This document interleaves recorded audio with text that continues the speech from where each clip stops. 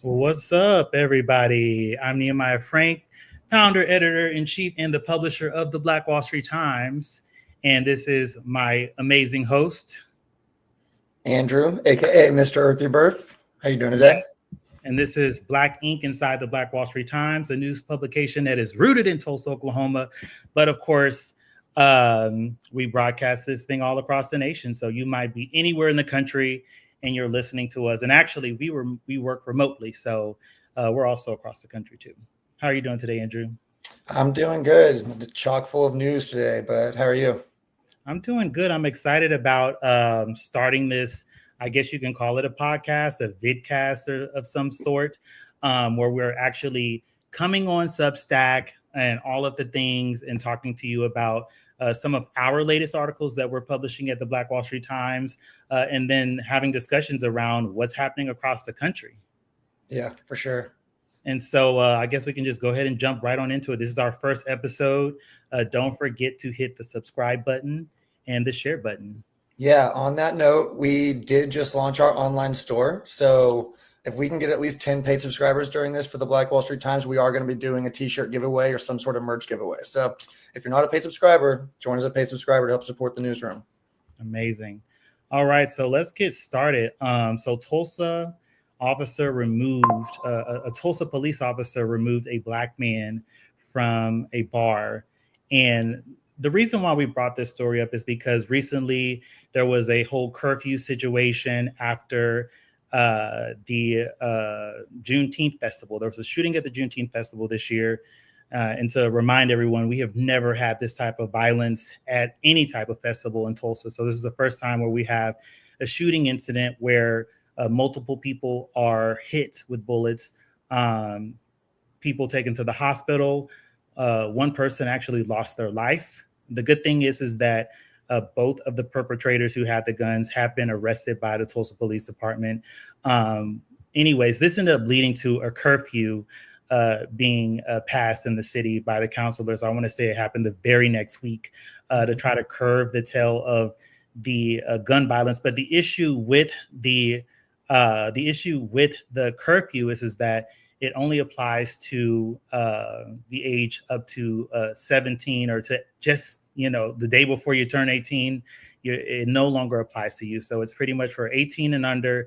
One of the biggest issues that the community was worried about was that this will lead to more racial profiling.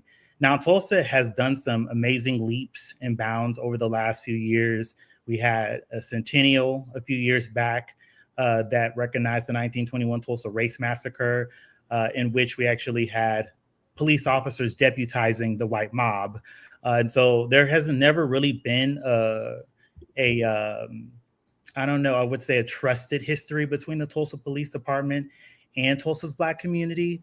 And that is the reason why a lot of the community was very concerned about passing this youth curfew. They thought that it would heighten the racial profiling in the city. So we're going to go ahead and take a look at this video. Just 1 second and get it queued up.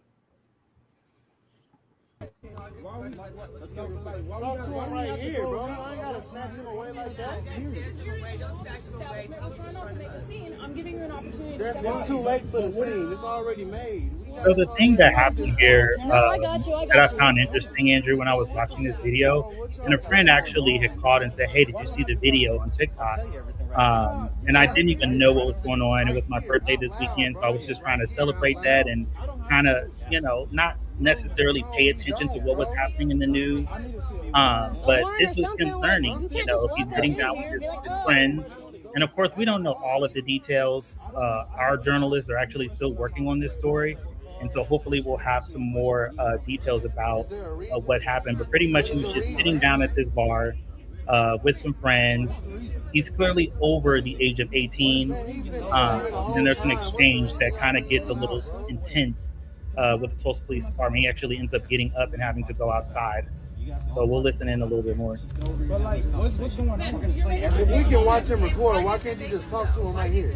Why do we have? What's the point of having to watch him record? I'm gonna walk over there anyways. You don't have to touch me though. I'm not gonna touch you. Just walk over here. Y'all don't have to touch me. Don't put your hands on me. You ain't gotta walk over there either. You can just talk to him right here. Hey, somebody come with me. No, I got you. That's what I'm saying. Like, why is it just me? Somebody come with me. I got you.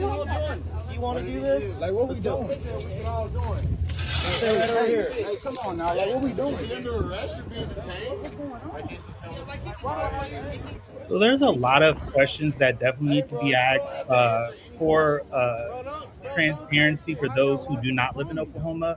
Oklahoma is actually an open carry state. So this young man, who clearly looks like he's above the age of 18, could have a gun, right? As long as he's not a convicted felon, he can have a gun on him legally in the state of Oklahoma because it is an open carry state. Yeah, and as you said, I think you look at all the people on that patio. Well, why is he the one being approached? What are they questioning him for? I saw a lot of people on that patio that could possibly be young. Bro, ask him the question. What question you gotta ask? Literally died from police in this city. Do you not think I'm gonna be intimidated or scared? Like, why is this going on? Terrence Crutcher, look him up. Terrence Crutcher. What's your fucking question? Answer your question. What do you want? So for more context for those who are listening across the country, and it's so nice actually, Andrew, to see the amount of people that we have watching on Substack. So our Substack is growing, y'all. Please get on our Substack and join it. If you're looking at this live stream from one of the other platforms, we are now on Substack. It is probably our biggest platform. We're actually getting more views on our Substack account than we actually get on our regular Black Wall Street Times website. And so we're actually approaching 1 million views a month. So that's one of the reasons why we're starting to have these types of video conversations. But for context, Terrence Crutcher was a father and a twin brother and a son and a Tulsa Community College student living in North Tulsa. He had a situation a few years back where he was having some car issues. He ended up being shot while unarmed, while having his hands up by a Tulsa police officer. And it sparked a movement because his sister came back to Tulsa. She ended up doing all of these incredible things. Dr. Tiffany Crutcher, she now leads as executive director of the Terrence Crutcher Foundation, which actually fights against police brutality, among a bunch of other initiatives. So that's who he was referencing, was Terrence Crutcher, who was shot. And you can hear the people videoing saying, it's like, why are there so many cops? Is this just like one cop walking through a patio at a bar and deciding to talk to him? Did somebody call them? Why is there so many people here? I think that is also a good question. I don't know if that has something to do with the fact that the curfew passed, and now we have a larger police presence to try to curb around the bars at nighttime. But right. I mean, if you're not 21, you're not going into any of these spaces, clearly.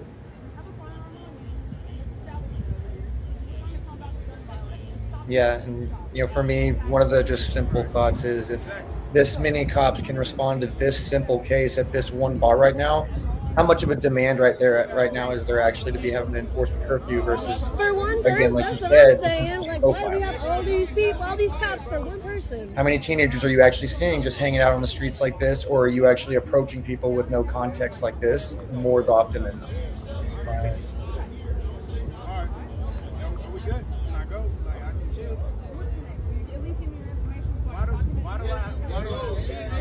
Yeah. No, they were gonna fucking take his ass over anyway. So the thing that I'm happy about is that they had it on camera, right? Who knows what would have happened if there was not a camera? Yeah. Things always get scary, especially if it's at nighttime. You're in the South, right? Having an encounter with a police officer is always scary, really, no matter what race you are. But he definitely had reason to be nervous based on the statistics from the Tulsa police about the Tulsa Police Department. Yeah. And again, that's just, you could even just consider that, one-on-one interactions. When you're surrounded 15, 20 to 1 like that, it's intimidating in every way. Yeah. All right. So we're going to go ahead and move on to the next story. We're going to keep following this story, you guys. Like I said, one of our journalists is actually working on that story right now, and we'll probably have a story out about this later on this week. And so next up, we have missing kid. And actually, it's not a missing kid. This kid was actually detained by ICE. He's a Morehouse, a college student right now. And he's actually being detained in Texas, which is extremely unfortunate. I can imagine that his mother is probably extremely terrified for him. His name is Alex Maganda. He's a Morehouse College graduate and former football player. He was detained by ICE near Dallas, Texas, and is currently being held at the Blue Bonnet Detention Facility in Assen. His arrest has sparked widespread concern and activism with the HBCU community, alumni, classmates, and advocates, particularly from Morehouse in Spelman and Atlanta, Georgia, have launched a social media campaign, Free Alex Manganda, raised awareness and helped him retain legal counsel. His case highlights the broader issues of racial profiling and the disproportionate impact of immigration enforcement on Black immigrants in the U.S. And so, the reason why I wanted to bring this story up is because I had wrote a story earlier this week, or actually last week I wrote a story that did extremely well on Substack. I want to say it had like 16, maybe 17,000 reads on Substack. And it was about linking. And if you're familiar with my writing, you know that I've tried to link the past to the present. And so once they started detaining folks, saying if you're undocumented, if you don't have any type of documentation or IDs, you will be detained. And it's not illegal to walk around without an ID, right? And so that actually reminded me of slavery. When during institutional slavery, people would actually have to walk around, enslaved people would have to walk around with papers. Otherwise, they could be detained, they could be even kidnapped and sent far away from their families. And so that was something that kind of reminded me of what's happening now. Immigrant families, workers going out to work, maybe even going to court or going to church, and they disappear. They don't end up going back home. And they end up sometimes in a whole nother country, which is absolutely terrifying. And so I felt for this young man. I don't think that we should be moving through the world thinking that this does not affect Black people. This affects all people of color, that, you can be racially profiled and you can be detained by ICE. And Alex's situation is proof of that. He is an HBCU student at one of our premium institutions in Black America, Morehouse. And so I would say just keep praying for this young man. Hopefully his counsel will be strong enough to be able to get him out of this situation. Yeah, I think this is, one of the hardest parts about what's happening right now with ICE and all the detainees, because, there's certain names that get highlighted like Kilmar Abrego Garcia, and then there's so many stories like this that just get lost under the radar. But as you mentioned, I think one of the biggest things we have to take away from it is we can all agree, no matter which side of the political spectrum you're on at this point, that it's not just criminals being affected, even if that's what you were told initially that they were going to be going after. It's already, we'll talk about Alligator Alcatraz in a little bit, which I've written several stories on, but it's already right now still confirmed that less than 15% of the people in Alligator Alcatraz have confirmed criminal records. And so who those other people are is extremely important, and to keep telling those stories. That's good. And speaking of that, so I figured that we should probably just go ahead and talk about Alligator Alcatraz. And I just, not to toot our horn, on Substack, we have been in the top 100 out of like millions of Substack accounts. We have actually been in the top 100, actually the top 20 of Substack accounts to follow. And you were actually the first to break the news about Alligator Alcatraz before any other major news outlet did. And so, just to be honest with y'all, this has happened a couple of times with the Black Wall Street Times. And it's so crazy because a lot of folks in Oklahoma, y'all be sleeping on the Black Wall Street Times. But there are people across the nation, including executive producers at networks like NBC, who are following us because we do groundbreaking work. So let's just go ahead. You want to go ahead and kind of talk about the story of Alcatraz before we? Yeah. And on that note, I do want to, again, that's one of those things that one of the things I love about working with the Black Wall Street Times is that, it's not just journalism, but we are really working with the people on the ground that are living these stories or advocating for these stories or defending the people in these stories. And so when it comes to news, me and Dion were talking about this at one point, that when you look at our network of information and the people we're communicating with on a day-to-day basis, often it's very clear that we're at least 2-3 days ahead of mainstream news. And what we're seeing is because they're real stories. It's not just regurgitating a tweet or something like that. It's really the people going through it. And what made me start writing about Alligator Alcatraz was the activists on the ground going live as those trucks were coming in to start building the facility, and nothing was built yet. It was just a hearsay rumor at that point, but I knew that we could trust those people that were on the ground in our network. And so that's one of the reasons we were so early on this story. But to get into it again, it was about, we can just really start with July. July 1st is when Trump, it went to visit it. It really blew up on the global radar of what this place was, that it popped up in all of 8 days. And I think one of the biggest things that drove me crazy and even surprised me when I found out is how we have so audaciously watched people who need emergency relief and disaster relief be rejected of that relief, and then finding out FEMA funds were helping build this camp so quickly. And, obviously it's not the emergency relief fund. They're using like the housing and shelter fund, but still FEMA money is FEMA money. And there are people that need that housing and shelter more than we need to be putting these people in these camps. And so ready to go into hurricane season too. So yes. And that's one of the things, I immediately, when I saw where they were building this, I grew up in Georgia. And as you know, you live in Atlanta too. One thing I remember vividly in middle school and high school is rolling into fall, knowing that we were going to get an increased amount of days that might just be off because of severe weather. Right. And they know what they're doing by putting these people in those areas, and that plausible deniability for them, whether, I saw somebody say it really eloquently, but it's worth saying that, it doesn't have to have a gas chamber to be a concentration camp. Wow. And I think that's what we have to start acknowledging about places like this, is that the burden of torture doesn't even have to just be in how people treat people. It's putting them in danger that they know is there. And that plausible deniability for Mother Nature should not be excused at all, whether it's a hurricane that comes through and clean sweeps that camp, or they're slowly just torturing these people and putting them through unbearable situations. But I think that's one of the things that stood with me the most, is that they know exactly where they're putting these people and pitching it in their marketing. Like, it's all about that, from the merch to just how inescapable this place is. Yeah. But they know what they're doing when they're saying these things. So again, it moved really fast, and we do have groups on the ground at this point that, we do have a video even of Debbie Wasserman Schultz going through, I think we're going to show, but there are advocacy groups at this point that are suing and trying to challenge even just the food conditions and the things that they were setting up. But after we've now had some representatives go through there, we know that it's between 30 to 37, 38 people per cage. Wow. And if you saw early on, it was within 4 days, I think, of them finally building it, that it flooded on heavy rains. And that was before they even put anybody in there. And then 2 days later, they were moving people in there without solving any of those problems.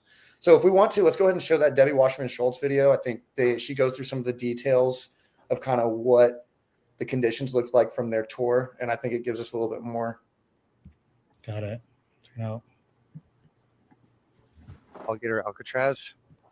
And as we expected, it's worse than we thought. This entire tour, it was repeated over and over that the state is working hand in glove with ICE.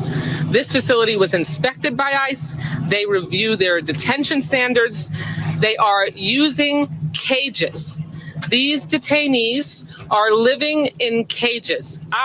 The pictures that you've seen don't do it justice. They are essentially packed into cages, wall-to-wall humans, 32 detainees per cage. That is the only thing inside those cages are their bunk beds, and there are 3 tiny toilets that are toilet units that have a sink attached to it. So they essentially drink, they get their drinking water and they brush their teeth, where they poop in the same unit. They bragged that they went above standards, supposedly, and gave them a 3-foot privacy wall that stretches the length inside the 32 detainee cage, a 3-foot privacy wall that stretches the length of the 3 toilets in a row. The showers provide no privacy at all. There are no curtains on it. It's a big open shower unit. There are, small walls in each shower, but we're talking about all 900 men who are held in this facility. It is built currently for 1,000, and they have no privacy at all when they're showering. For meals, when we walked through the quote unquote meal prep area, the kitchen area, for lack of a better term, they had the portions that were available for detainees, and they had the portions that were available for employees being prepared at the same time. The portions available for employees, large pieces of roast chicken, large sausages, and the detainees' lunches were a small, gray turkey and cheese sandwich, an apple, and chips, and that's it. We're talking about fully grown men being fed very small portions. Debbie Wasserman Schultz just toured Alligator Alcatraz. So she didn't talk about it in that clip, but there also have already been confirmed reports. Multiple outlets reported, The Guardian reported on it, that there was mold in some of those sandwiches and even worms in some of those meals. And that's in the first days that these people were being fed. And I also think it's one of the things that's not being mentioned is the fact that even though this is a minimal built facility especially for where they're at, we talk about the endurance of weather, for example, it's just tents with cages if we're really talking about how fast they put it up. But they still, in spite of that, are going through the deliberate action of leaving on the lights 24/7. And so they really made sure that they could light up these tents nonstop, despite, whether that's energy efficient or even humane is a different story. But the fact that, again, they're going out of their way in so many ways to make it inhumane is what I think drives me crazy talking about this story the most. And a story I'm writing about now, and trust me, I could talk for 2 hours on this alone, but another story I'm kind of looking into right now and investigating is the contracts ICE has to be able to contract these prisoners and these people that they're keeping in these camps out for labor for $1 a day. And so one of the reporters or journalists that I follow was talking about it. Why are they suddenly going after laborers and farm workers? Well, because really they have contracts and have the legal ability to go take those people and put them back in those same exact jobs for slave labor. And at that sort of price that doesn't have any protection from minimum wage or anything like that. And I think we have to stay ahead of what these intentions look like while they brag about the inhumanity of it. But the idea that they're also profiting off of these things and taking away government funds from emergency relief and disaster relief, you stack these things and it just becomes unforgivable and drives me crazy the more we talk about it. But anyway, you're muted, I think. Definitely, I was muted. I wanted to make sure that my dogs didn't bark because I'm at home. So to interrupt you or to distract. So yeah, I'm happy that you chose to use that language, slavery. I'm not offended by you using that language. I think that that's what it is. And I think that, using words like concentration camp or using words like slavery, sometimes people can feel triggered by those words or But that's, it's language. If we're trying to humanize people, we have to be able to use language that is effective. Yeah. And institutional slavery, a new form of that, is what this is. Yeah. I saw Joy Reid mentioning this, and I remember when I was watching her discuss this on Instagram, I said that sounds like slavery. And then interestingly enough, like a second later, she's like, what do you think that is? Slavery. And that's exactly what that is. And so, and we know this is history, not to interrupt you, but, on that deliberate term, this is just a sequel to the loopholes they left in the 13th Amendment after slavery when it came to indentured servitude and using people like this for slave labor. And so whether they add a dollar to it or not, it's just a form of them to keep that legal loophole so they can do this thing for profit and for people who are privatizing that effort without taking care of the people. And so, yeah, I'm glad you mentioned that point. Yeah, that's good. So a question that I had, and you may not know the answer to it yet, perhaps you can look into it as well, is so if there is a hurricane that comes through the Florida Everglades, is like there an emergency plan? Like, how are they going to evacuate these people, and where do they go, since they were trying to save space? Right. I mean, I don't know. I haven't seen them talk about it. I don't think they want to talk about it. But if it looks anything like their meal plan, it probably involves evacuating employees and not necessarily prisoners.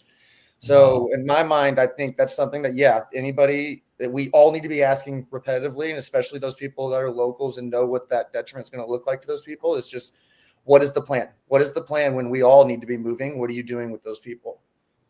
Right. So the next thing we want to do is we're going to actually change gears a little bit. We're going to go to an interview between a CNN reporter and Oklahoma's good old Senator Mark Wayne Mullen. So let's check him out really fast, y'all. The 37 murderers that he commuted their sentences. Remember, two of them, one that he pardoned, the one that he pardoned killed 2 FBI agents. Another one literally beat an officer to death with a hammer. And another one literally tied up a woman who had accused him of rape, tied her up in duct tape, put a center block around her, and threw her over a bridge live. And so you remember that the violence that he pardoned, and I'm just saying you got to compare both of them, Aaron. If you're going to cover the story, cover both stories. So this is in response to Trump's recent pardon of more January 6 rioters, right? These are people who are actually beating police officers. In the case that some of them actually died, right? Some of them died. Some of them have PTSD, and they are still in treatment for that. Probably will be in treatment for the rest of their lives, and probably a whole bunch of other folks. But the one thing that I can tell you that I'm absolutely sick of is the Republicans still beating this drum. Biden lost the election, right? Trump is the president. And they're still going after him. And I don't understand why they continue to do that. The midterms are still a year away, right? So I don't know if they're just afraid or they're just trying to distract from what's happening with these ICE raids and these children, being handcuffed in Los Angeles, to folks being treated and living in inhumane conditions in Alligator, Alcatraz, in the Florida Everglades. But it just seems like a big distraction. But I wanted to bring this up because I have seen Senator Mark Wayne Mullen's social media accounts explode out of nowhere. Like, we actually used to have way more Twitter X followers than him, and suddenly he's just exploding. And I think, of course, the MAGA movement and the Republicans, they definitely have their act together when it comes to, trying to put or organize their base. They've been really good at that. Hopefully, actually, I hope not, right? I hope that the Jeffrey Epstein situation actually implodes what's happening over there. But there's no telling what's going to happen, because Trump obviously seems to have 20 lives at this point. But wanted to bring this up because I wanted to bring up the fact that Senator Mark Wayne Mullen and even Senator James Langford, two Oklahoma senators, they will often go on social media. They'll be extremely dramatic, and they never fully contextualize what they're saying, right? Very, very biased reporting. And so, yes, President Biden commuted the sentences of 37 out of 40 individuals who are on death row, but he did that. He could commuted them to life in prison. So these people were not let go, right? They are still in federal prison. And another thing is that this took place on December 23rd of 2024.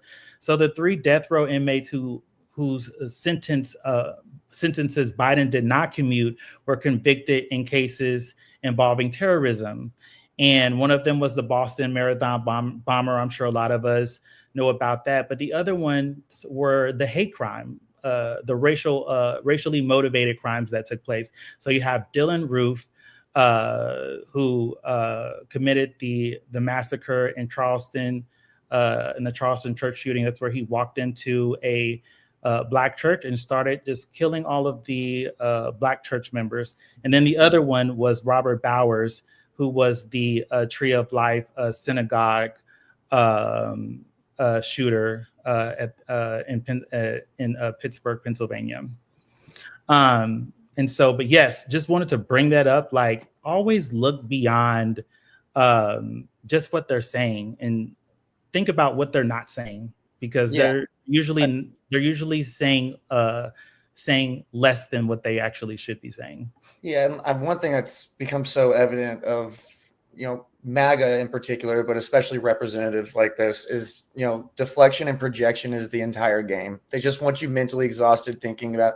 It's really been back to, again, immigration to some standpoint. It's always so ironic how one of the number one things that conservatives who want to give Trump credit for it do every time there's a part of it that's a little too far is they come back and start referencing Obama and Biden immigration stats, which they never in a million years would have given them credit for back during their administration. Because remember, they just opened the borders and let everybody in.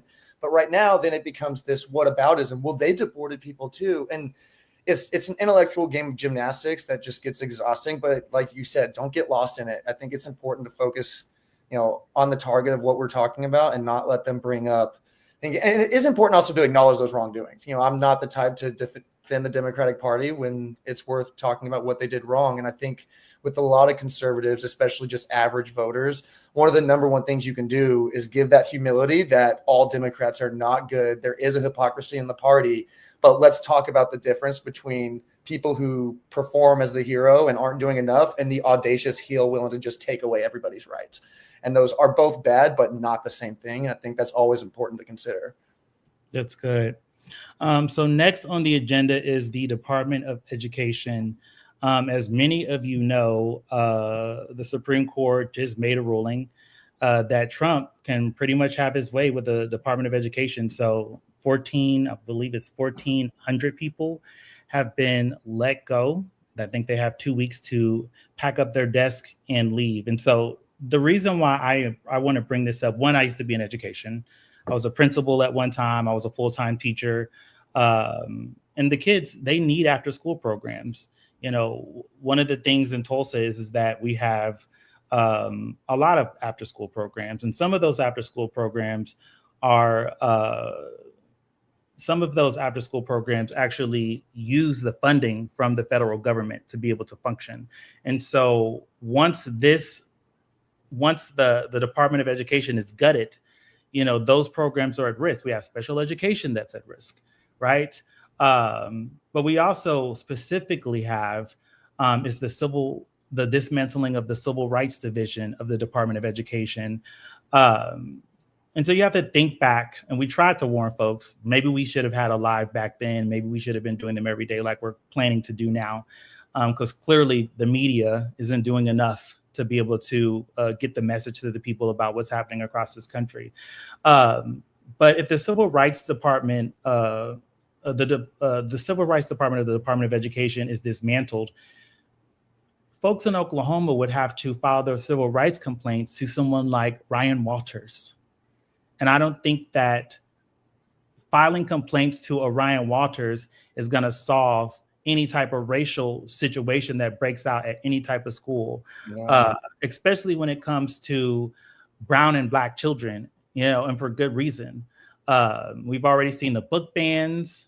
We've seen House Bill 1775 pass through the House and through the state Senate with flying colors and signed very quickly. And it has been a burden on teachers to the point to where a lot of them are even leaving the state and not returning. And it's been a burden for, Black children not to be able to freely learn about their history, or just children in general to learn about American history, the feminist movement. There's so LGBTQ history, right? The list goes on and on and on. And so if there is a situation where a student has to make a complaint about their sexual orientation, they have to go to the state superintendent with that. They can't go to the federal government. So there's essentially no oversight at this point, which is just really sad. It shows that this country's democracy is being completely dismantled right before our very eyes. But of course, this was their plan in their Project 2025. Yeah, and I think, mentioning Ryan Walters is a good example, but I think coming back to Oklahoma in 2008 for college, and we were ranked in the top 20 as an education system for our schools across the country.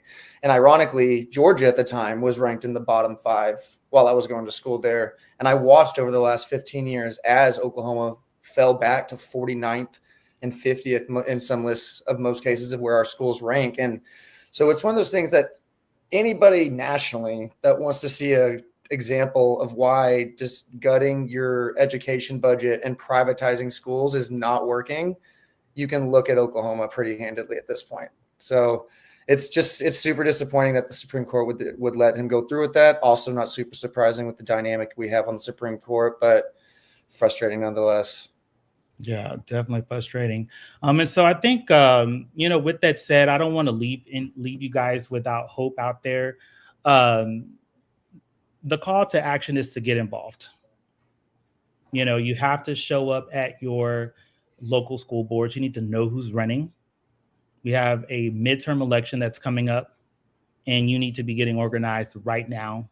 You need to be finding candidates who care about children, so to help protect them, because they're going to need all hands on deck at this point, especially in states like Florida, states like Louisiana, and states like Oklahoma, and a ton of other states across the country who don't believe in CRT, right? Or a lot of these other important cultural, history lessons that our kids should be learning in public schools. So let's move on to the next thing, because we only have like 10 minutes left. Epstein, I don't know what's going on with the Epstein scandal. I just know that a lot of people are talking about it in the social media lands, and a lot of folks on Substack are talking about it. So the floor is yours, brother. Look, I'm not going to say I'm an expert on this, but I'm definitely paying attention to some extent. And I also have moles in the QAnon circles, and it's very entertaining watching their mental gymnastics as this all goes down. Again, as you mentioned, this is one of the biggest, I think, kinks in the armor we've seen of like the MAGA cultish mentality that's been just like blindly support him through the most ridiculous things. But this is really one of those moments that they're like, what are you doing? Because for years, they said that they were going to expose these things. And then not only did Epstein, die in prison under his administration, which for some reason kind of got lost in the weeds during the Biden administration by a lot of the conspiracy theorists. But long story short is, again, if you've been living under a rock to some extent or pay attention to more important stories to your life, then I think the simplest thing to catch on to has just happened is after Pam Bondi and the DOJ saying that they were going to go through the files and they were going to release the list and expose all these people, suddenly in the last week and a half, there is no list, like at all. We're just kind of like, oh, well, there was files, but it wasn't actually a list on my desk.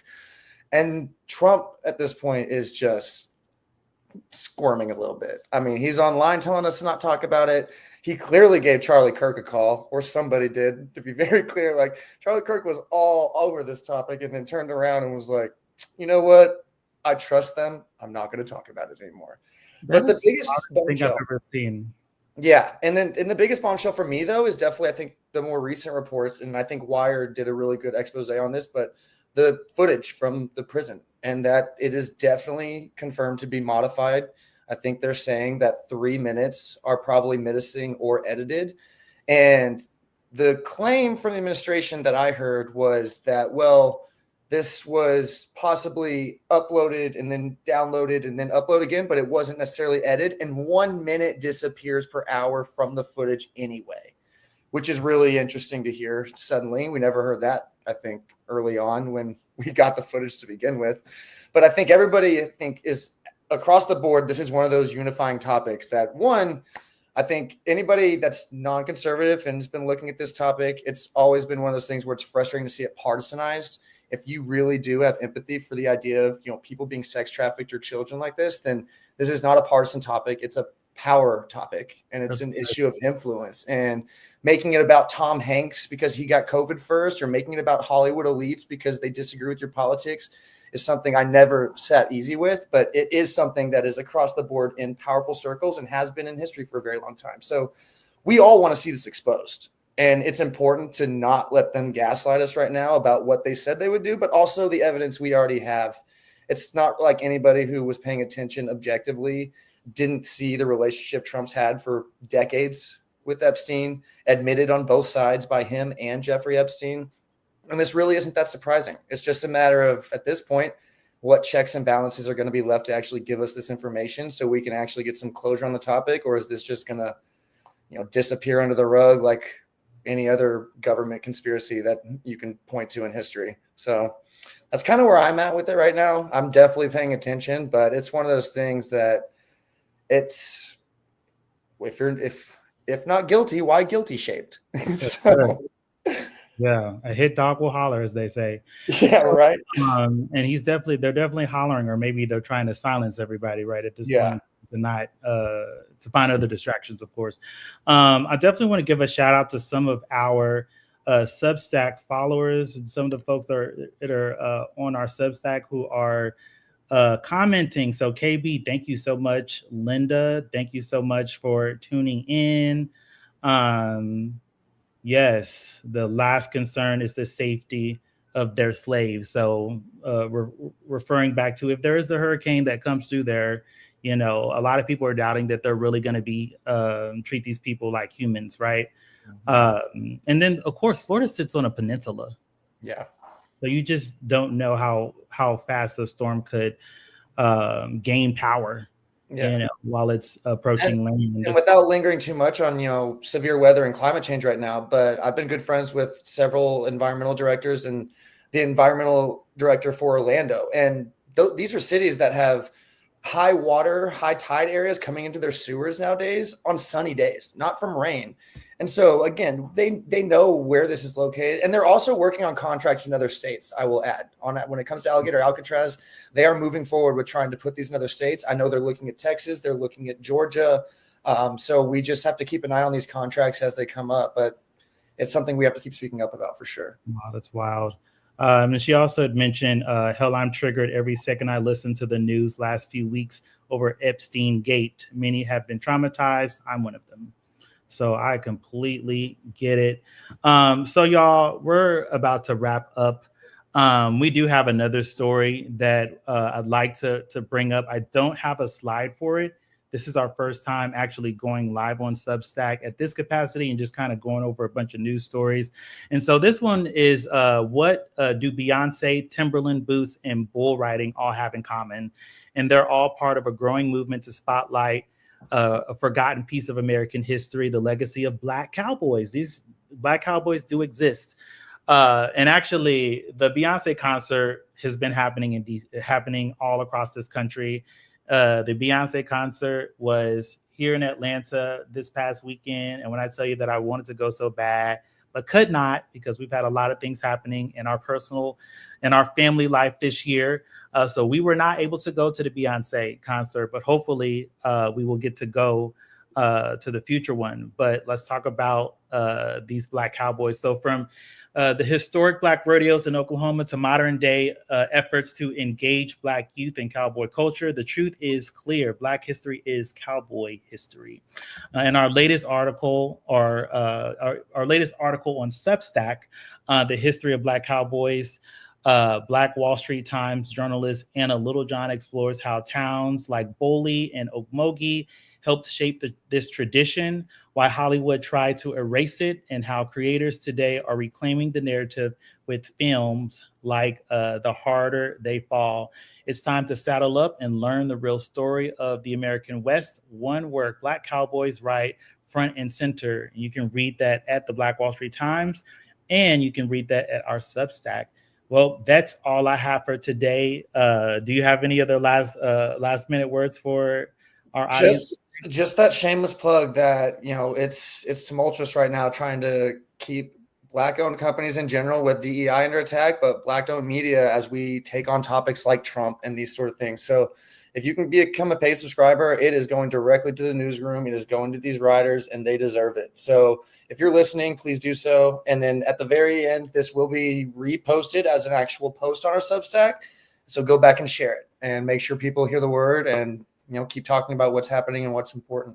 That's good. So I'm happy that, let me tell you, Andrew never forgets that part about the plug. So if you look at the bottom of our ticker, you can do $8 a month. You can do $80 for the whole year, or you can become a founding member of our Substack and pay $250. That actually keeps our newsroom going.